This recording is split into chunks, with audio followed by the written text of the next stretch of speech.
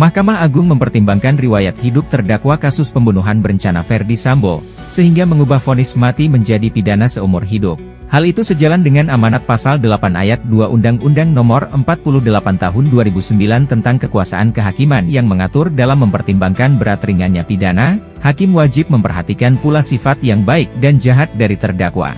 Saat menjabat sebagai anggota Kepolisian Negara Republik Indonesia dengan jabatan terakhir sebagai Kadif Propam, Sambo dinilai pernah berjasa kepada negara dengan berkontribusi ikut menjaga ketertiban dan keamanan serta menegakkan hukum di tanah air dan telah mengabdi sebagai anggota Polri kurang lebih 30 tahun. Sambo dinilai secara tegas mengakui kesalahannya dan siap bertanggung jawab atas perbuatan yang dilakukan sehingga selaras dengan tujuan pemidanaan yang ingin menumbuhkan rasa penyesalan bagi pelaku tindak pidana. Hal tersebut tertuang dalam salinan lengkap putusan perkara nomor 813/PID-2023 dilansir dari laman Mahkamah Agung pada Senin 28 Agustus. Perkara ini diadili oleh Ketua Majelis Kasasi Suhadi dengan hakim anggota masing-masing Soeharto, Jupriyadi, Desnayeti dan Yohanes Priyana. Hakim Agung Jupriyadi dan Desnayeti mempunyai pendapat berbeda atau dissenting opinion dan tetap ingin Sambo divonis mati. Menurut Mahkamah Agung, Judes Fakti tidak salah dalam menerapkan hukum. Judes Fakti telah mengadili Sambo dalam perkara akuo sesuai hukum acara pidana yang berlaku serta tidak melampaui kewenangannya.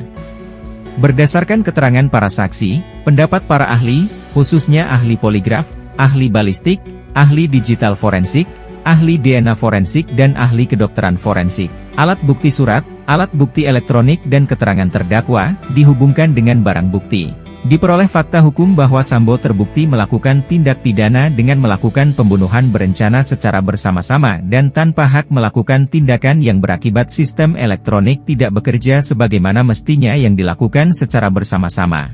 Alasan Mahkamah Agung membatalkan vonis mati Sambo juga karena memperhatikan tujuan dan pedoman pemidanaan menurut ilmu hukum pidana, serta politik hukum pidana nasional pasca diundangkannya Undang-Undang 1/2023 tentang Kitab Umum Hukum Pidana.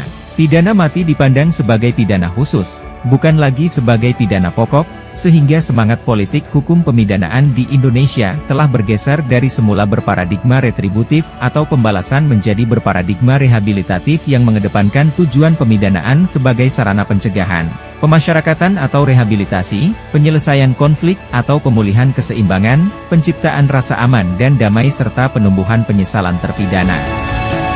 Demikian berita update terkini dan nantikan update berita lainnya hanya di kanal YouTube tribunbanten.com.